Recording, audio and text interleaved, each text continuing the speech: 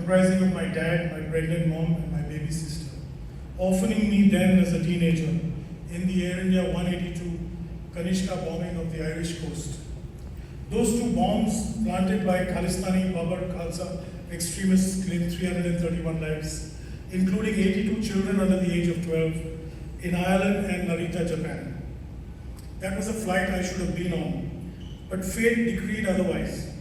I had failed my 12th standard and did not travel with my family, but I stayed at home to reevaluate my exam results.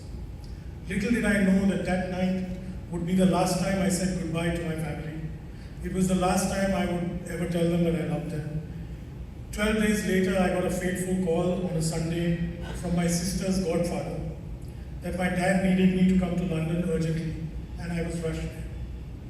That night in London, we victims' families faced another horror. There was a bomb threat in the hotel we stayed from the very same Khalistani group who had claimed to have blown up the plane. We evacuated the hotel that we stayed at 3 a.m. in the biting cold, and the bomb squad had to clear the hotel. The next thing we knew, we were on a flight to Cork to hunt for our families' bodies. Arriving in Cork, we spent every waking moment visiting the hospital in a makeshift morgue, trying to identify bodies as they came in from the ocean. The dimensions of this massive tragedy were bigger than anyone had ever imagined, and slowly it became apparent to us. The process of searching and identifying family members fished out of the Atlantic is something I would not wish on any person, let alone a 17-year-old kid orphaned by the deadliest terrorist act in aviation history. This was Canada's 9/11 before 9/11 had happened. We waited daily for the ships to come ashore and the helicopters to land at the hospital with bodies and body parts.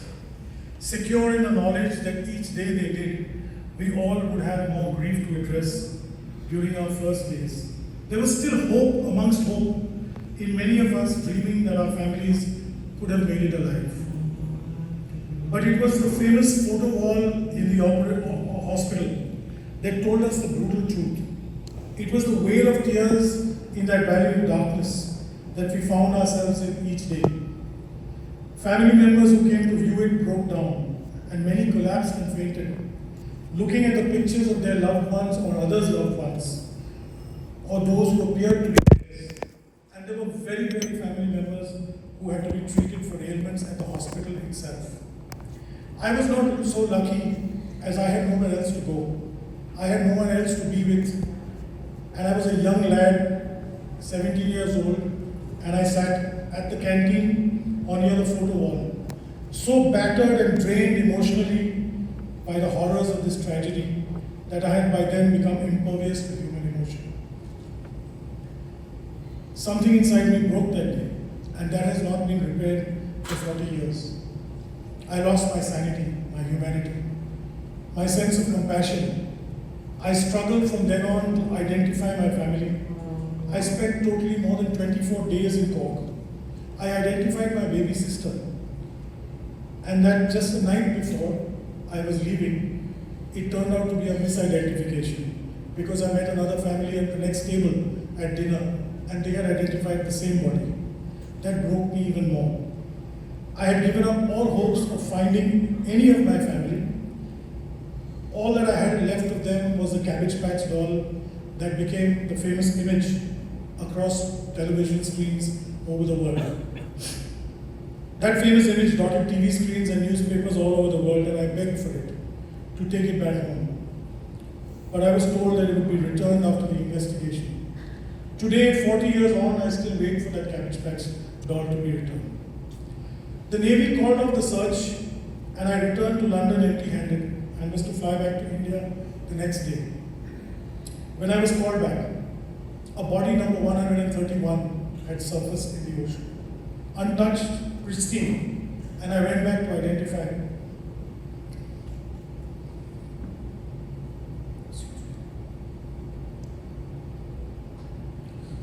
I went back to identify her as my mom.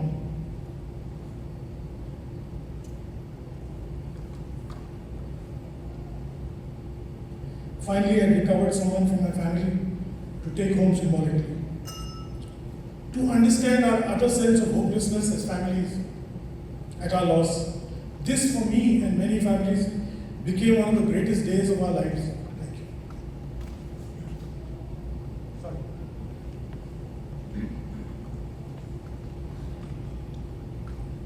Sorry.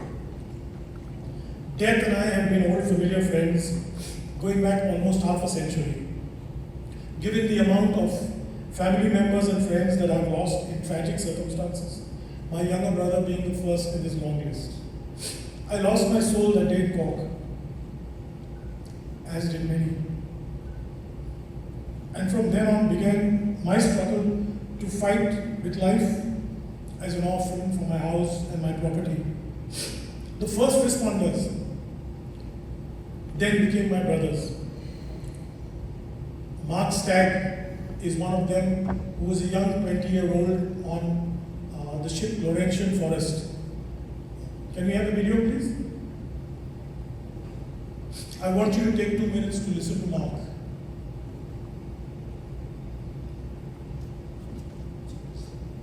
Is large. The distance from the davit head to the waterline was in excess of 90 feet. As the sea state deteriorated during the day, and with the wet vessel working beam on to the sea, there was an element of roll introduced. And during the recovery stage in particular, the swing on the lifeboat was alarming to say the least, and resulted in considerable damage to the lifeboat and some minor damage to the second officer as the boat struck the ship's side. The seamanship books talk of looming off with the oars, but the authors of these books have obviously never tried it with a 56-man lifeboat and 6 crew. Imagine a pendulum that is 90 feet long and with several tons of weight at the end of it. It is important to mention that as a merchant vessel we were not in any way prepared to deal with such an incident as an air crash. We had one Neil Robertson stretcher on board, which is useless for transporting bodies, and no body bags at all. What we used instead were the nylon liners and inflatable dunnage bags cut open at the top. Unfortunately, these were semi-transparent. The nature of the injuries suffered by some of the victims were grim, and many of the adults were naked, which is apparently common. In some cases, the skeletal structure of these poor people was so disrupted that handling them either initially or once in the bag was very difficult and enormously distressing.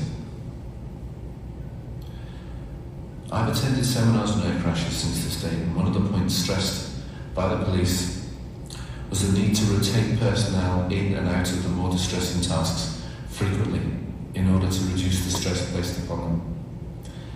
This, however, is reliant on having sufficient people and having somewhere to go. We were surrounded, on board, and in every direction, for as far as the eye could see, literally miles, in human tragedy.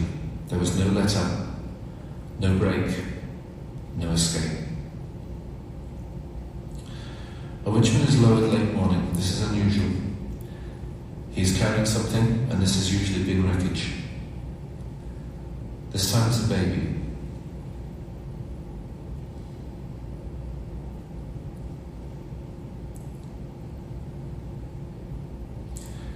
He is crying as he passes me this bundle.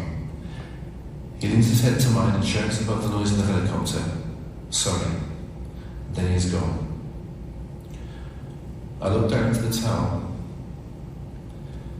and he or she is perfect and beautiful.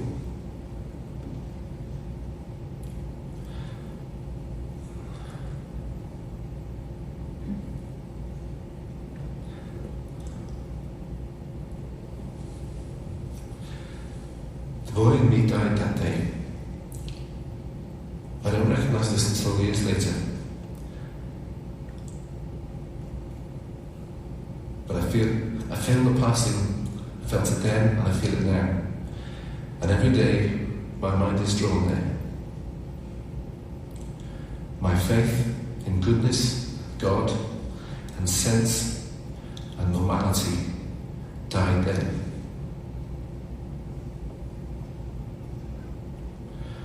I rested my cheek on the baby's head, and it was cold. So cold. I didn't know what to do next. I put the baby in a plastic bag. It is 6 feet long, and little soul lies at the bottom, and is insignificant. And I feel guilty. Sitting here now with all of you, I cannot begin to describe the utter wrongness of putting children into plastic bags.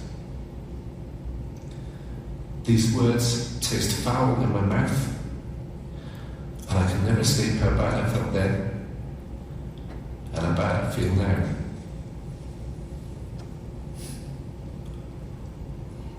Thank you. I was a kid, and it impacted me beyond words. It took me 37 years to mourn and cry. But for the other young sailor men like Mark Stagg and Daniel Brown of the Laurentian Forest, who were ship's mates and first responders on the scene, they have had these nightmares for 40 years, and they still wake up crying at night. They lament that they failed to rescue anyone, but they feel blessed to have had the opportunity to share these moments for the last 40 years with us families.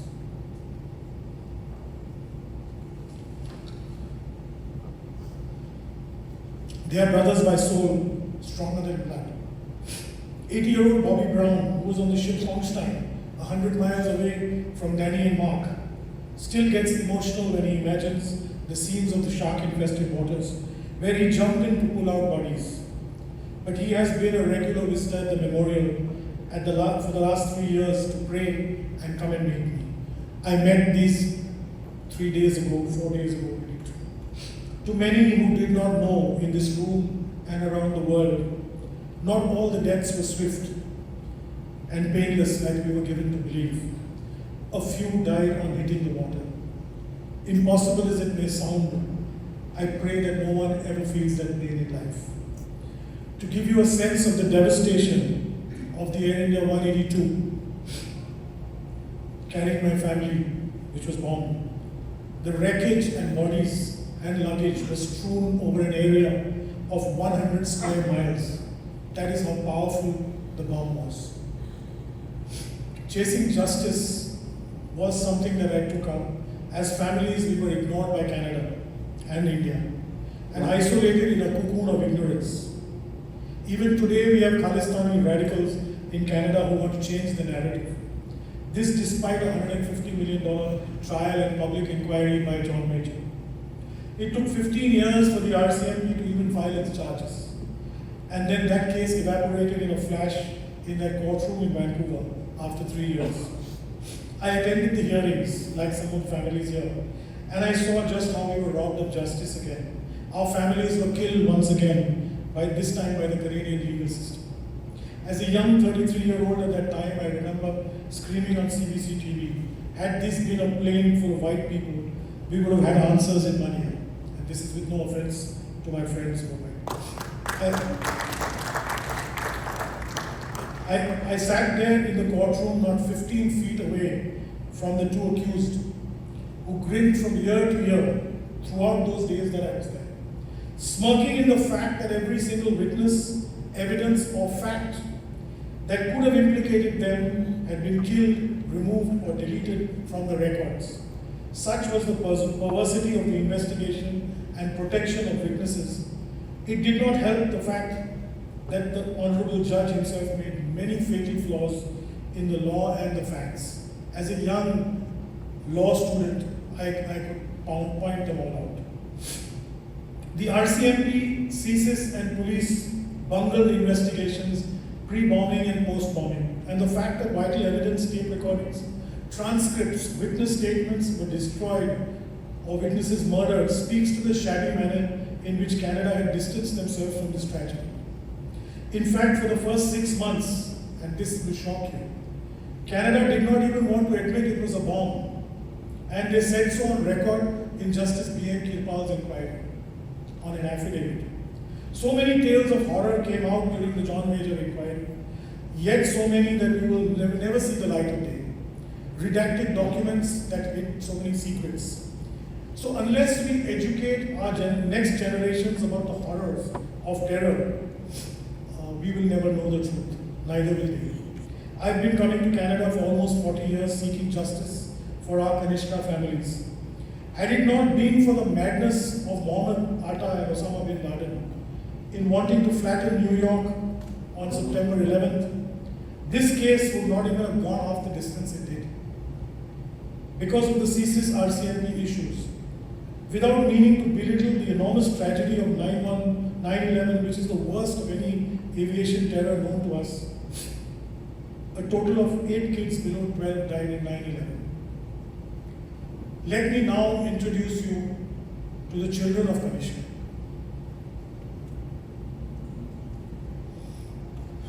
Let's put into perspective. On Air India 182, the Khalistanis killed 82 children under the age of 12, 109 kids under the age of 18. That was an entire generation wiped out, who would never see the light of the new decade, leave aside the new millennium. Brinda and Aarti Pada,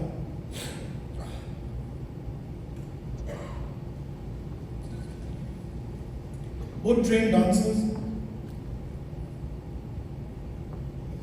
embarking on their lives, perished with their dad, Vishnu Pada.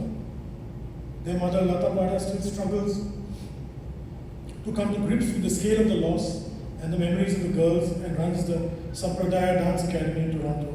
And we are honored to have her here as part of our audience. Thank you.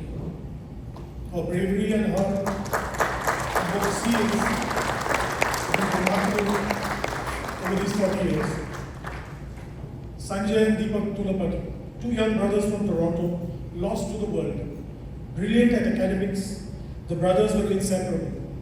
Their parents, Lakshmipati and Padmini Tulapati, returned each year to Ireland over the last 40 years to look after the boys' memories.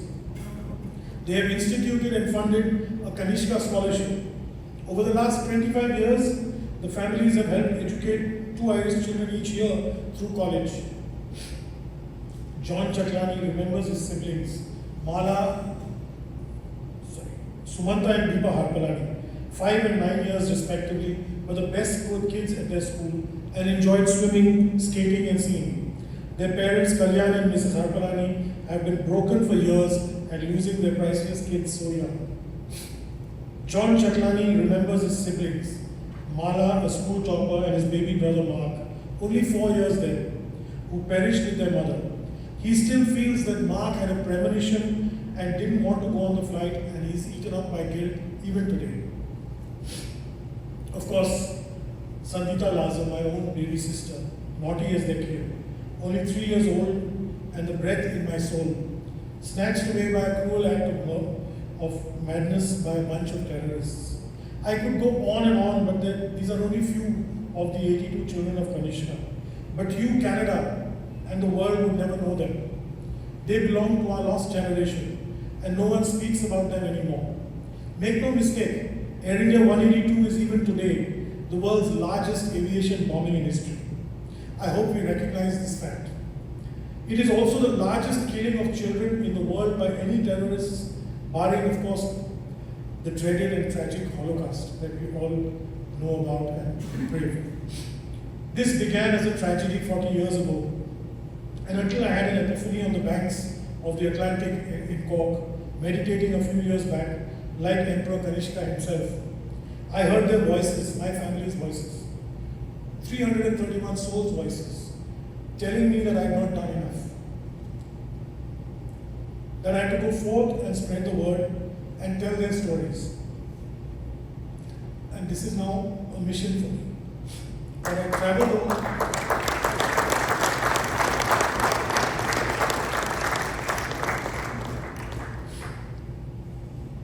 I travel the world educating people on the horrors of terrorism and of Air India 182. All terrorism around the world is abhorrent. I dislike and disavow terror or violence. I have my own foundation and I've spoken so far this year in 8 cities around the world. My book, On Angels' Wings, um, deals with this tragedy, and it is the first of a trilogy. It's free on Kindle, do download it and read it. The next one will be out this year end. It deals with the conspiracy and debunks these revisionist theories we hear from Khalistanis across Canada today. As Canada's permanent ambassador to the United Nations, Bob Ray, so eloquently said in Ireland last week, this was a Canadian bomb made by people in Canada, designed and placed on an aircraft from Canada, sent to explode over Ireland, killing 331 people across 2 continents, with 260 of them being Canadian. This is the fact of life that we all need to live with. I have, in my 39 years of aviation, seen more than a few crashes. And I've been in the first wave on the scene of 2 of them. None more horrific than Air India 182. I have seen and understood the anatomy of an air disaster. And I feel the pain. I have seen and smelt what terrorism is all about in various parts of the world. The loss of Air India 171 last fortnight was also very personal to me. I lost friends and colleagues there. And I have no words for their families, for my friends and brethren who suffered attacks anywhere in the world to terrorism. Please know I have cried with you. And I have mourned with you. And each and every incident of terror that we see around the world has pierced my heart grievously. I have not come here to seek revenge or anger. I have come here with love to restore the equilibrium. This is why I seek justice and recognition of our tragedy. When people talk of air tragedies around the world and terrorism, they talk of 9/11, they talk of Pan Am, Lockerbie, they talk of Korean Airways, they talk of Malaysian Airlines. Nobody ever talks about Air India 182. It's because Canada and India have forgotten. And because they're ashamed to speak about it, the world is ashamed to talk about it. And I want that to change.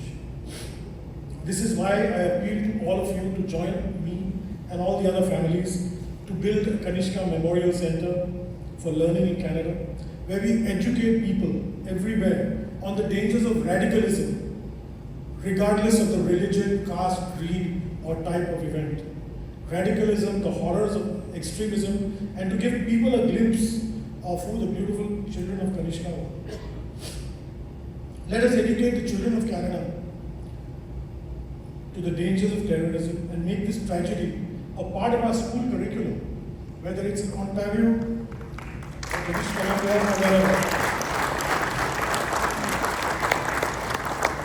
So that we may never allow our civilization to repeat these horrific acts again. So you don't find a 17-year-old on some other bomb site waiting to collect bodies one time. I have also sent out an appeal to both Prime Minister Carney and Prime Minister Modi to have twin sister learning centers in India and Canada. And I do hope for all of us that we get one. Let this tragedy help our world make a better